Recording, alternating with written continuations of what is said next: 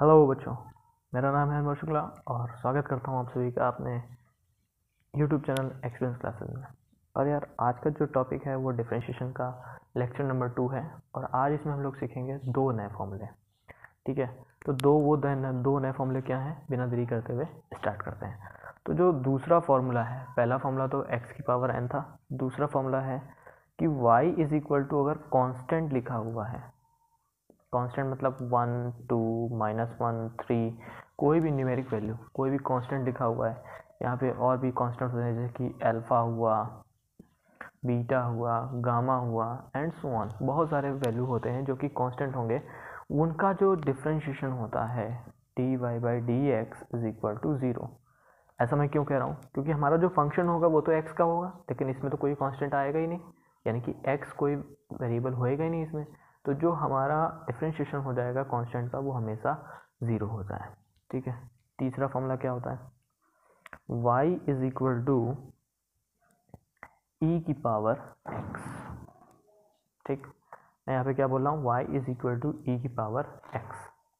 इसका जो डिफरेंशिएशन होता है ये बहुत बदतमीज होता है। क्या होता है इसका डिफरेंशिएशन, वही आ जाता है e की पावर x।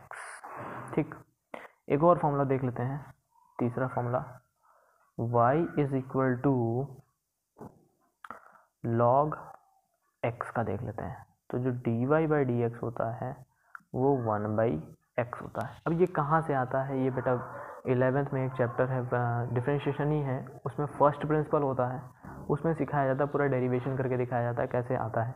तो यहाँ पे मुझे सिर्फ फॉर्मूला यूज़ करना है। तो जो dy बाई डी एक्स होता है वो 1 बाई एक्स होता है, और एक्सपोनेंशियल का जो डिफरेंशिएशन होता है वो e की पावर x होता है। कांस्टेंट का हमेशा 0 होता है। जल्दी से इसका स्क्रीनशॉट लो, नोट डाउन करो, आई होप कर लिया होगा। तो अब आज इससे बेसिक्स कुछ क्वेश्चन करते हैं। तो पिछला फॉर्मूला जिसको याद है बहुत वेल गुड है, नहीं आता है तो मैंने बहुत अच्छा लेक्चर बनाया हुआ है, उस पर जाके आप लोग देख सकते हैं। ठीक है, तो चलो जल्दी से क्वेश्चन लिखते हैं।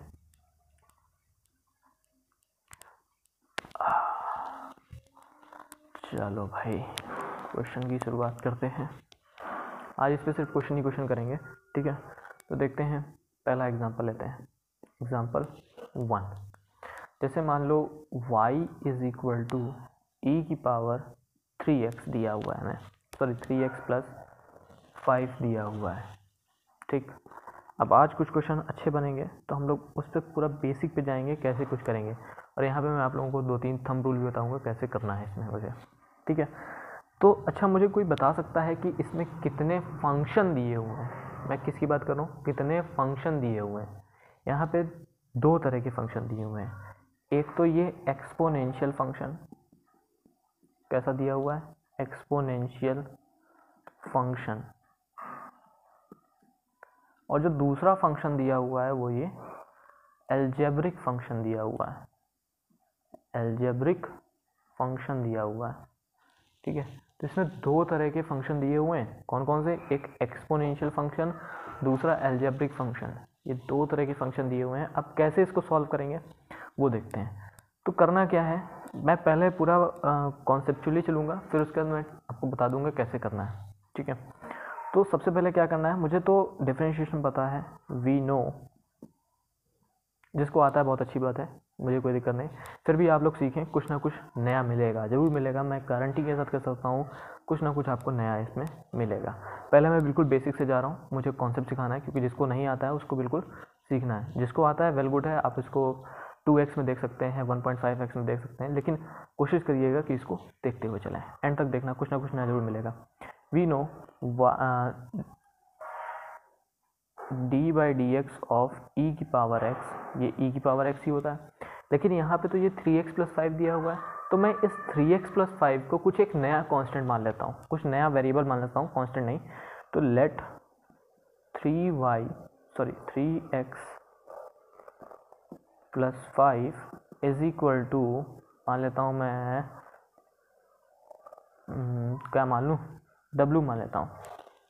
ठीक है, तो जो हमारा नया क्वेश्चन बन जाएगा y is equal to e to the power w बन जाएगा। ठीक, तो अब देखो यहाँ पे करना क्या है, dy बाई डी डब्ल्यू। अब यहाँ पे w कांस्टेंट है, w वेरिएबल है, तो w के रिस्पेक्ट में होगा। इसका क्या होता है, e की पावर w होता है, लेकिन हमने जनरली में एक्चुअली में करना किसका है, हमें आंसर लाना है x में लाना है। तो एक्चुअली में w था क्या, अब हमें जो करना पड़ेगा डिफरेंशिएशन वो w का भी करना पड़ेगा, ठीक है। तो यहाँ पे मैं क्या करूँगा, इस w का भी डिफरेंशिएशन मुझे करना पड़ेगा। तो w एक्चुअली में है क्या 3x + 5, तो dw/dx क्या हो जाएगा, यहाँ से वो हो जाएगा 3 × 1 + 0, 3 × 1 + 0, x का डिफरेंशिएशन क्या हो जाएगा 1 ही हो जाएगा। तो यहाँ पे क्या आया 3 टाइम्स आया, तो जो ऑलरेडी आंसर आया वो 3e⁻w आया, लेकिन हमें w में तो नहीं चाहिए था आंसर, तो हमारा जो एक्चुअल आंसर होगा वो dy/dx हो जाएगा, क्या हो जाएगा 3e⁻w क्या था हमारे पास 3x + 5 था, ठीक है। यहाँ पे मैंने किया क्या, मुझे एक्चुअली में फॉर्मूला किसका पता था e⁻x का, लेकिन मुझे यहाँ पे x तो ऐसे दिया नहीं हुआ है, तो करना क्या है मुझे, उसको 3x + 5 को w मान लेना है। तो हमने e⁻w का क्या हो गया e⁻w का, बट एक्चुअली में हमें आंसर किस में चाहिए था x में चाहिए था।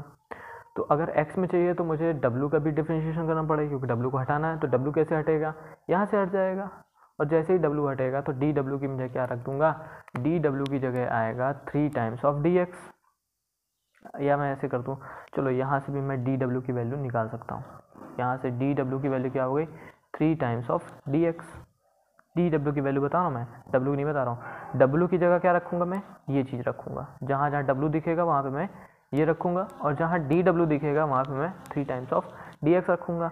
तो वहाँ पे मेरा क्या आ जाएगा, उस केस में क्या आ जाएगा, उस केस में मुझे यहाँ पे लिख रहा हूँ, ठीक है, ये मेरा आंसर ख़त्म हो गया, ठीक है, यहाँ पे आंसर ख़त्म हो गया, मैं जो है यहाँ पे लिख रहा हूँ, देखना मुझे इस केस में मुझे क्या मिलेगा dy/3 टाइम्स ऑफ, दिख नहीं रहा होगा सॉरी, यहाँ पे मैं लिख रहा हूँ dy/3 times of dx is equal to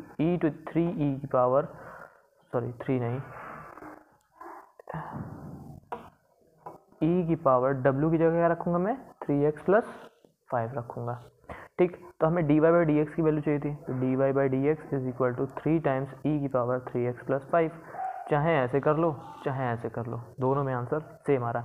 अच्छा, अगर इससे नहीं समझ में आया तो मैं एक क्वेश्चन और लेता हूँ, ठीक है, फिर उसके बाद मैं बेसिकली सीधे अपने कॉन्सेप्ट में आऊँगा, ठीक है।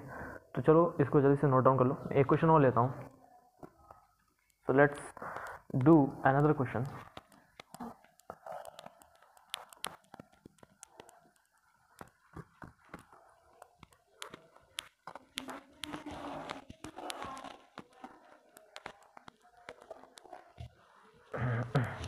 चलो, तो y इज इक्वल टू, मैंने क्वेश्चन लिया y is equal to e⁻x² + 5, मैंने ये कोई एग्जाम्पल लिया, करूँगा क्या मैं यहाँ पे, let x² + 5 is equal to w, ठीक है।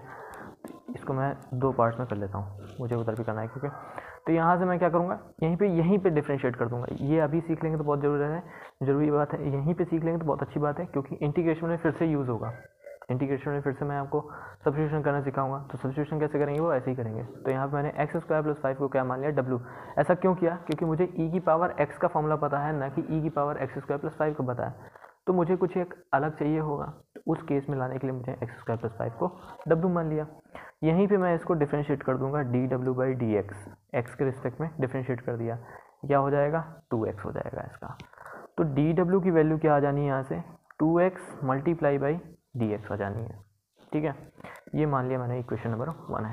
अब मैंने यहाँ पे y is equal to e⁻w माना हुआ था, इसको अगर मैं w के रिस्पेक्ट में डिफरेंशिएट करूँ, वो क्या होगा dy/dw is equal to e⁻w, e⁻x का e⁻x होता है, तो वहाँ पे w लिखा हुआ तो कोई दिक्कत तो नहीं है, वो तो वेरिएबल है, कुछ भी ले सकते हैं, a b c d कुछ भी ले सकते हैं, लेकिन मैंने w माना, तो dy/dw is equal to e⁻w हो गया। अब जहाँ जहाँ w है वहाँ क्या रखूँगा मैं, x² + 5 रखूँगा, जहाँ जहाँ dw है वहाँ पर मैं क्या रखूँगा 2x × dx रखूँगा, तो उठा के रख देता हूँ dy/2x × dx is equal to e⁻w की जगह रखना है x² + 5, तो dy/dx की वैल्यू क्या आ गई हमारे पास 2x e⁻x² + 5, ये हमारा फाइनल आंसर है। अगर आप लोगों को इसमें समझ में आया तो बहुत अच्छी बात है, और समझ में तो आया ही होगा मेरे हिसाब से। ठीक है, तो करना क्या है, मुझे पहले मुझे लेट कर लेना है जो भी रखा हुआ है यहाँ पे e की power x square plus 5, x square plus 5 को मैंने क्या मान लिया, w, कोई भी वेरिएबल मान लो। उस केस में क्या करना है, उसको डिफ्रेंशिएट कर देना, वहीं पे उसी में ही डिफ्रेंशिएट कर देना, ऑन द स्पॉट डिफ्रेंशिएट कर देना है एक्स के रिस्पेक्ट में। वहाँ से dw की वैल्यू निकाल लेनी है। ठीक, फिर मुझे यहाँ पे इसको डिफ्रेंशिएट करना है। ठीक, ये बड़ा ही लेंदी प्रोसेस है। अब मैं एक बहुत ही गजब की चीज़ बताता हूँ, और वो चीज़ हर एक कॉन्सेप्ट, हर एक चीज़, हर एक पूरे डिफरेंशिएशन में यूज़ होनी है। ठीक, चलो देखते हैं वो क्या है। मैं इसी क्वेश्चन को कंटिन्यू करता हूँ। तो इसमें कितने फंक्शन हैं, 2 फंक्शन हैं। कौन कौन से, एक तो एक्सपोनेंशियल है, दूसरा क्या है, अलजेब्रिक फंक्शन है। ठीक है, तो इसमें एक कॉन्सेप्ट लेके चलना है, इनर और आउटर। ठीक, तो देखो इसमें जो आउटर फंक्शन है वो है एक्सपोनेंशियल, और जो इनर फंक्शन है वो एक्स स्क्वायर प्लस 5 है। करना कुछ नहीं है, यहाँ पे मैं एक कॉन्सेप्ट लिख रहा हूँ, और ये कॉन्सेप्ट मैं हर एक में चलूँगा। क्या, first differentiate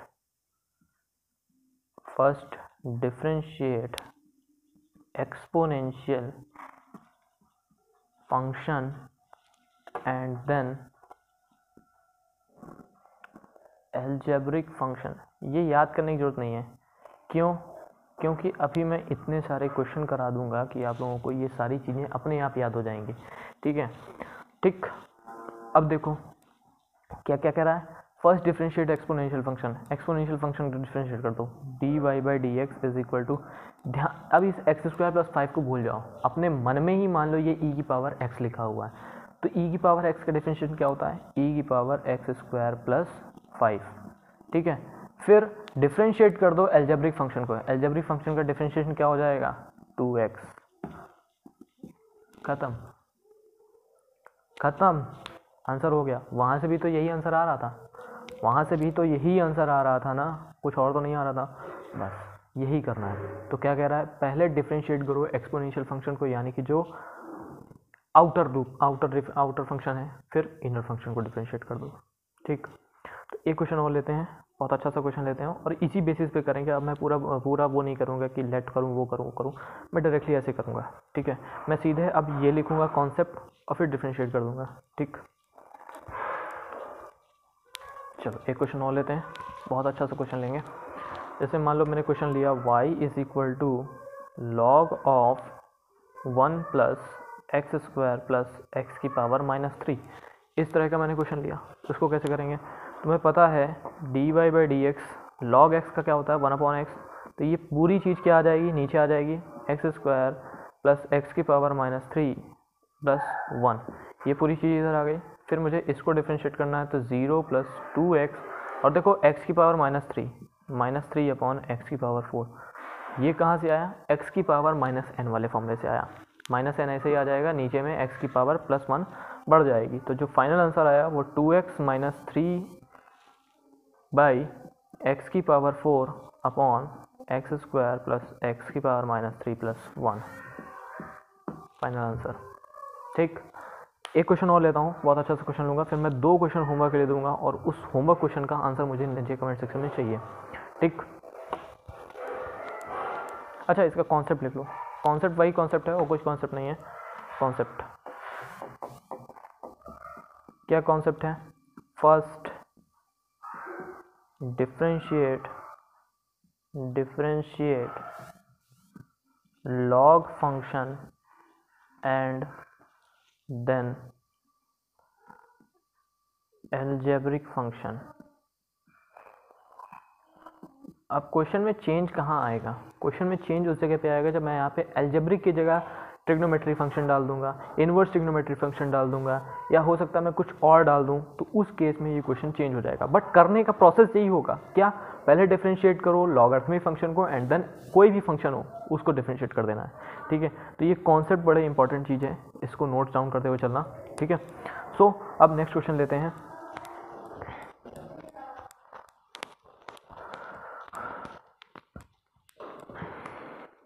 y is equal to log x square plus 3x plus 9 plus e⁵x।